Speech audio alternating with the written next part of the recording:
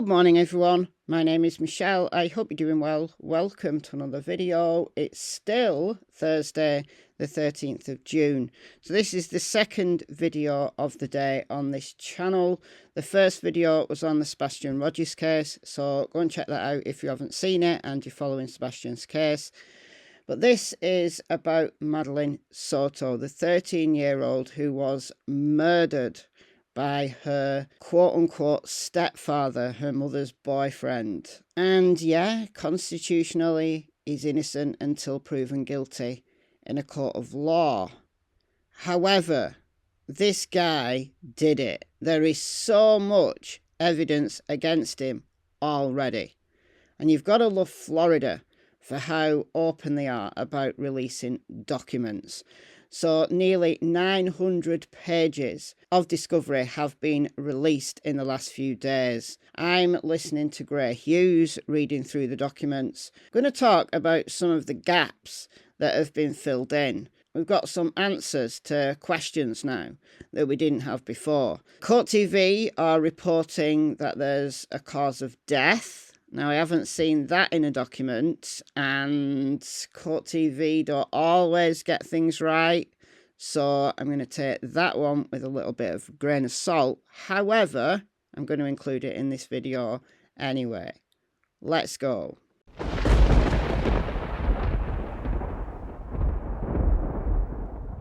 So first of all, the documents have put my mind at ease a little bit. That perhaps Jen Soto, Madeline's mother, wasn't involved at all. That she was just completely gullible.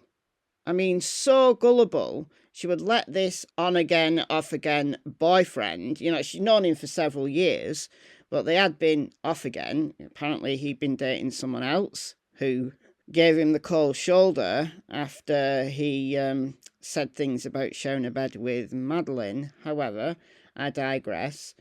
So this boyfriend, this quote-unquote boyfriend who bills himself as the stepfather, well, that'll go against him in court. The prosecution is seeking the death penalty, and one of the aggravating factors is the relationship, the closeness of the relationship. So stepfather, you've put another nail in your coffin there, Stephan.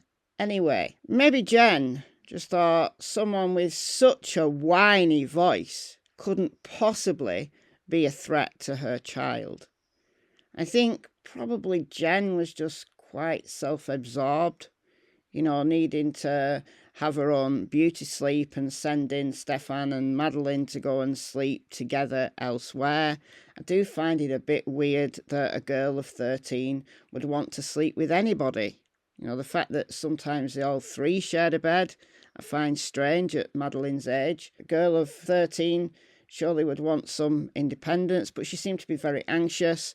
In the documents, there were reports from friends, there were reports from people at her school, a school counsellor, for example, and Madeline did suffer from anxiety. Maybe not wanting to sleep alone was all part of that anxiety disorder, whatever that was, however that presented itself. Maybe that was a symptom of that.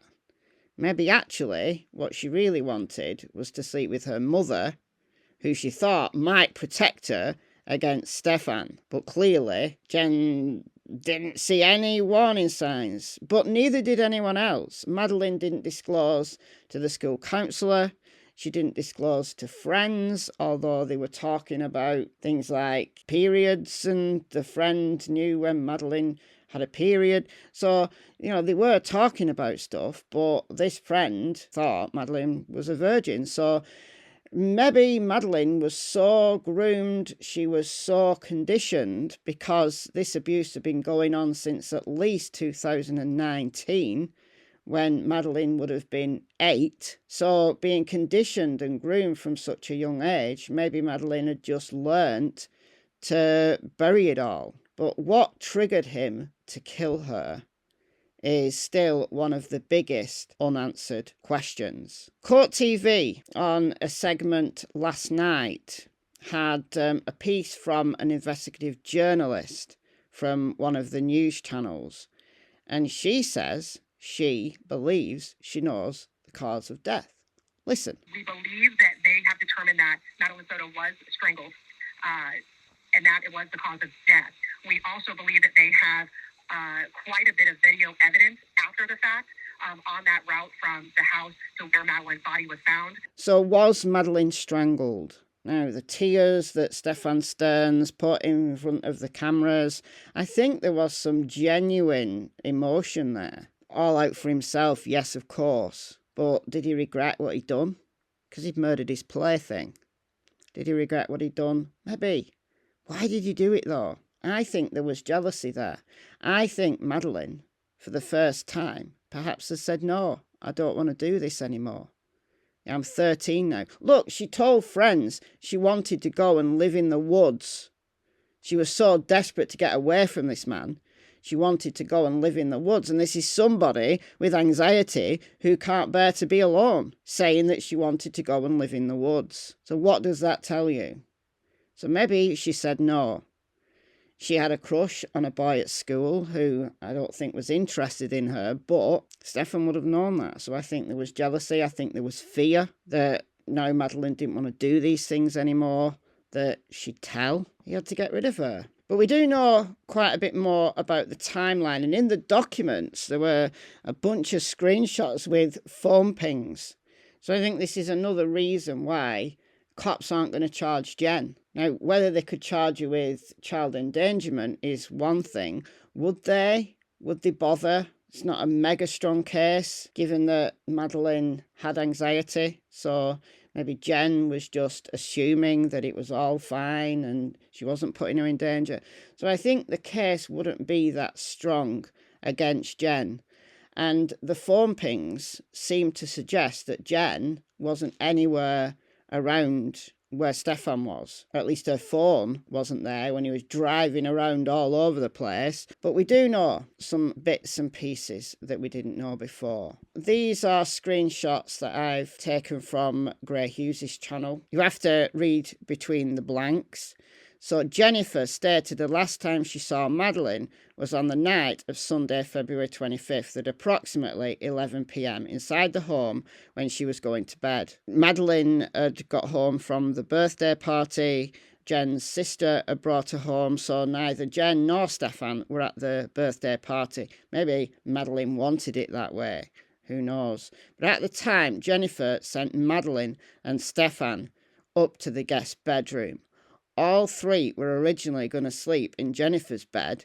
However, Jennifer stated she needed to get some rest due to her new job, making her very tired. She would sleep better alone. And Stephan was going to go and get Maddie ready for school the next morning anyway. Stephan no longer lives in the house with Jennifer and Madeline as he moved out in December 2023. However, he's come to visit 2 to 3 times since then. When Stephan visits the home, he will sleep in the guest bedroom upstairs while Jennifer and Madeline sleep together downstairs. So this fateful night, Jennifer sent them to sleep in the same bed. It makes me feel sick, but gullibility isn't a crime. And then the following morning, there's a discrepancy in the documents. Now, what was released by one of the news channels a while ago was this. And this is a report from Deputy Joseph, who was one of the first responders who went to speak with Jen and Stephan at Jen's mother's workplace, where all the family had congregated. And this was released by News Channel 9. February 26th, at approximately 1948 hours, I, Deputy Joseph, responded to Village Park Drive, Orlando, Orange County, Florida, regarding a missing juvenile. While on the scene, the step-parent stated he dropped his daughter, off at school. When the mother went to the school, the daughter was not there. Okay, so they searched the neighbourhood, they waited for the cops, they waited around for ages for the cops, even though nobody seemed to be, worried. Nobody seemed to be frantic when the cops finally did arrive. Anyway, when I arrived on the scene, I spoke with the mother, who gave me verbal and sworn written testimony. On February 26th, at approximately 800 hours, so 8 a.m., Jennifer observed missing Madeline Soto getting dressed for school. Stepfather, Stephan Sterns, took Madeline to school, dropping her off near the intersection of Town Loop Boulevard and Hunter's Park. Look, it says here, she told Deputy Joseph that she actually saw Maddie getting dressed for school, which was a complete lie. It was a lie because Maddie was already dead. Cops knew. They'd seen Madeline propped up in the front seat, clearly deceased. The new documents say something a little bit different, so maybe Jen changed her story. Why? Maybe she admitted she didn't actually see Maddie because she didn't. She couldn't have done. So this is from an interview with Jen, and Gray has added in Jennifer and Maddie here. So I asked what time she woke up on February 26, to which she stated she believed between 8 and 8:15, because Stephan had gone into her room to put a leash on the dog. So she only just woke up between 8 and 8:15. So she didn't see Maddie. Jennifer heard people in the kitchen, and as far as she knew, Maddie had gone downstairs to get ready for school. So even though she hadn't seen her, she believed Maddie was alive and well, because she could hear voices in the kitchen. Now, they had roommates. So how did the roommates not know anything? So as well as Jennifer being completely in the dark, it appears that these roommates were as well. So Stephan just had everybody fooled. Everybody fooled. Now, we also know from these documents what Stephan did with Maddie in between the time when they were seen on cameras with Maddie dead, propped up in the front seat, and him dropping her body off, just dumping her body like 20 miles away in St. Cloud in the afternoon, where he got his flat tyre. Someone had witnessed him with a flat tyre. So this is March the 1st with Detective Leonard Jones doing a canvass of the area. And while reviewing the surveillance at the Holiday Inn Club Vacations, which is in Orlando, Detective Jones observed that approximately 9:40, the target vehicle, so Stephan Sterns' vehicle, turned onto the above business property from Emissary Avenue and then proceeded to their parking garage. While there, a male wearing a dark hat, red shirt and tan pants exited the vehicle and opened the trunk.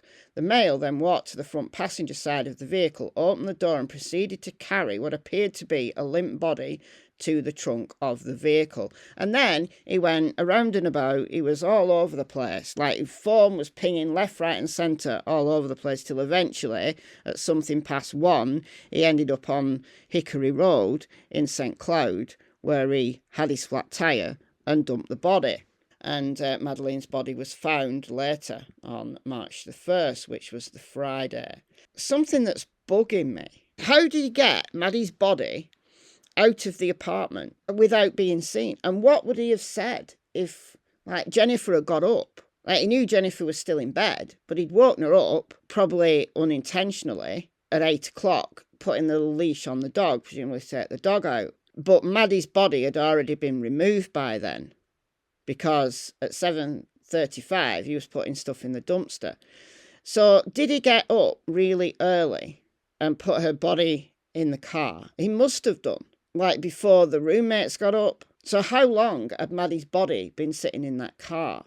This is from Court TV from a while ago, and this is their residence here. And on the map, it's this house right here.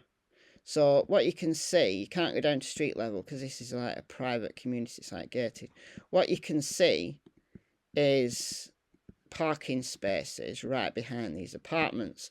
So he'd taken a chance and carried the body out, presumably parked his vehicle as close as he could get before everybody got up. It's such a disorganised way of getting rid of a body. I mean, look, I do love these dumb criminals. I do love them because it makes the cops' job so easy. It makes this case very, very easy to prosecute because he's got all of that evidence on his phone of all the horrendous things he was doing.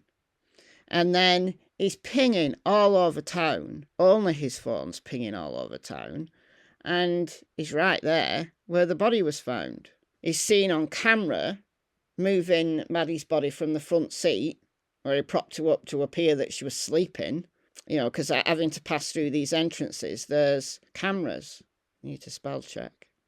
I don't think he planned to kill her. I think there was genuine regret. I don't think he planned to kill her. I think he probably panicked and was mad. She didn't want to do it anymore. And in his mind, he'd been having this relationship with this child. And he was jealous and he was mad. That's what I think. All right, guys, let me know your thoughts about this horrendous case in the comments. And I'll see you in the next video.